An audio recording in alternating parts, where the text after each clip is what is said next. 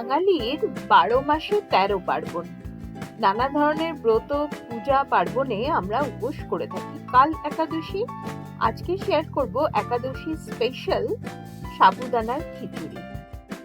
ঝরঝরে আর পারফেক্ট সাবুদানার খিচুড়ি কিভাবে তৈরি হবে তার সমস্ত টিপস অ্যান্ড ট্রিক্স শেয়ার করব, তাই ভিডিওটি স্কিপ না করে পুরো দেখার অনুরোধ রইল। প্রথমেই বলি, সাবুদানার খিচুড়ির জন্য সবসময় বড় দানার সাবুই নিতে হবে। ছোট দানার সাবু কিন্তু খিচুড়িতে ইউজ হবে না। এখানে আমি ১.৫ বাটি বড় দানার সাবু নিয়ে নিয়েছি। এবার পরিমাপ মতো জল দিয়ে খুব ডলে ডলে সাবুদানাটাকে ধুয়ে নেব। ওপরে দেখছেন সাদা জল ভেসে উঠছে, এগুলো হচ্ছে স্টার্চ। এই স্টার্চটা বের করে নিলেই দেখবেন সাবুদানার খিচুড়ি একেবারে পারফেক্ট আর ঝরঝরে হয়ে যাবে।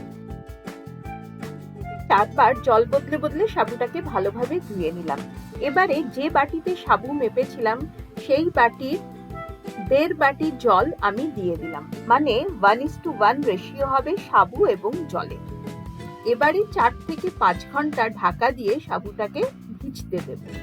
ফিরলাম ৫ ঘন্টা পরে।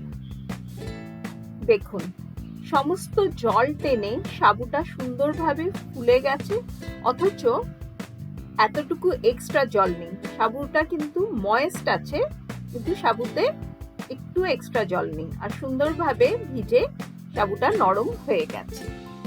এবারে একটা হামানদিস্তে নিয়ে তাতে ২ চামচ রোস্টেড বাদাম দিয়ে দিলাম। সাবুদানাতে বাদামের ক্রাঞ্চ খুব ভালো লাগে খেতে।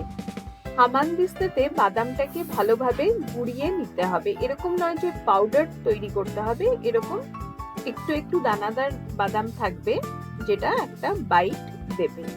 এবারে বেশ কিছু সবজি আমি কেটে নিয়েছি সাবুদানার খিচুড়ির জন্য। নিয়ে নিয়েছি ২টি ছোট করে কেটে নেওয়া আলু, একটা গাজরকে গ্রেট করে নিয়েছি, নিয়েছি ১ মুঠো কড়াইশুঁটি, একটা টমেটোর দানা ফেলে তার বাইরের খোসাটা কেটে নিয়েছি, নিয়েছি ১ মুঠো কর্ন, অল্প কিছুটা ধনেপাতা কুচি আর একটা লেবু। সাবুদানার খিচুড়ি কিন্তু খুব ঝটপট তৈরি হয়ে যায়। গ্যাসে একটা কড়াই বসিয়ে তাতে প্রথমে দিয়ে দিলাম ২ চামচ ঘি। ঘিতে সাবুদানার খিচুড়ি রান্না করলে তার স্বাদ কিন্তু অনবদ্য হয়, তাই আমি সাজেস্ট করব তেলের পরিবর্তে ঘিতেই আপনারা রান্না করুন।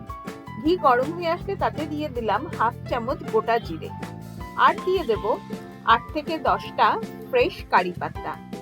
কারি পাতার ব্যবহার করলে খুব সুন্দর একটা ফ্লেভার আসে। আপনি চাইলে কারি পাতার পরিবর্তে ১ চামচ হিংও ব্যবহার করতে পারেন। আর দিয়ে দিলাম ২টো কুচিয়ে নেওয়া কাঁচা লঙ্কা।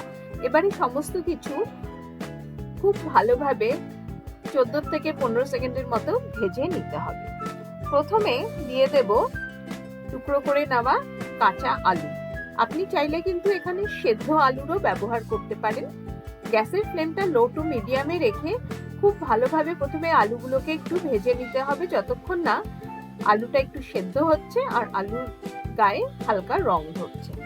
আর দিয়ে দিলাম ১ চামচ কাঁচা বাদাম। বাদাম আর আলুটা মিনিট ৩ থেকে ৪ ভালোভাবে ভেজে নেওয়ার পরে কড়াইতে দিয়ে দেব গ্রেট করে নেওয়া গাজরের টুকরোগুলো। এই খিচুড়ির জন্য কিন্তু আপনি আপনার পছন্দ মতো সবজি অ্যাড করতে পারেন। অনেকে এতে বিনস দেন, অনেকে ফুলকপিও দেন, তবে আমি আমার পছন্দ মতো সবজি এখানে দিয়েছি। এবারে দিয়ে দিলাম সেদ্ধ করে রাখা কর্নটা। সমস্ত সবজি খুব ভালোভাবে লো টু মিডিয়াম ফ্লেমে ভেজে নিতে হবে। কিছুটা সবজিগুলো ভাজা হয়ে যাওয়ার পরে কড়াইশুঁটিটাও দিয়ে দিলাম। এবারে সবশেষ দেব টমেটোর কুচিগুলো। যেহেতু টমেটো নরম, তাই টমেটোটাকে কিন্তু সবার শেষ আমি অ্যাড করলাম কড়াইতে। এবারে চেক করে নেব যে আলু ঠিকঠাক মতো সেদ্ধ হয়েছে কিনা। একটা আলু তুলে আমি চেক করে নিচ্ছি, হ্যাঁ, আলু কিন্তু ভালোভাবে সেদ্ধ হয়ে গেছে। সমস্ত সবজি ভালোভাবে ভেজে নেওয়ার পরে মিশিয়ে দিলাম ভিজিয়ে রাখা সাবুটা। সবজিগুলো ভাজার পরে কিন্তু খুব বেশি সময় লাগে না সাবুদানার খিচুড়ি তৈরি হতে।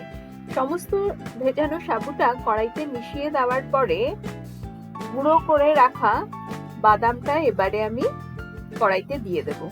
এই বাদামটা মেশানোতে দুটো কাজ হবে, একটা তো একটা ক্রাঞ্চ দেবে বাদাম, আর দ্বিতীয়ত এক্সট্রা ময়েশ্চার শুষে নিয়ে খিচুড়ি একদম ঝরঝরে হয়ে যাবে।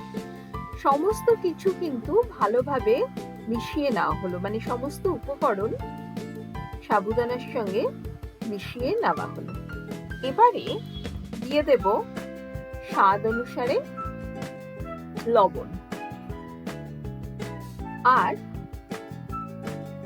খুব সামান্য চিনি। এই সাবুদানার খিচুড়িটা কিন্তু টক ঝাল মিষ্টি একটা ফ্লেভার দেবে।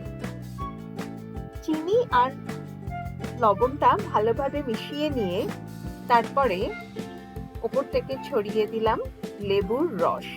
আপনারা দেখে নিশ্চয়ই বুঝতে পারছেন যে খিচুড়িটা কতটা ঝরঝরে তৈরি হয়েছে, আর খেতেও কিন্তু অসাধারণ।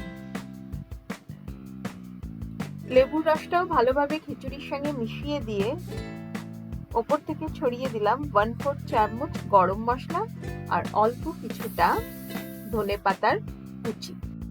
গরম মশলা আর ধনেপাতার কুচিটা ভালোভাবে মিশিয়ে দিলেই তৈরি আমাদের সাবুদানার ঝরঝরে খিচুড়ি। আশা করি আজকের রেসিপিটা আপনাদের ভালো লাগলো। যদি ভালো লেগে থাকে তাহলে একটা লাইক দিয়ে অনেক অনেক শেয়ার করুন।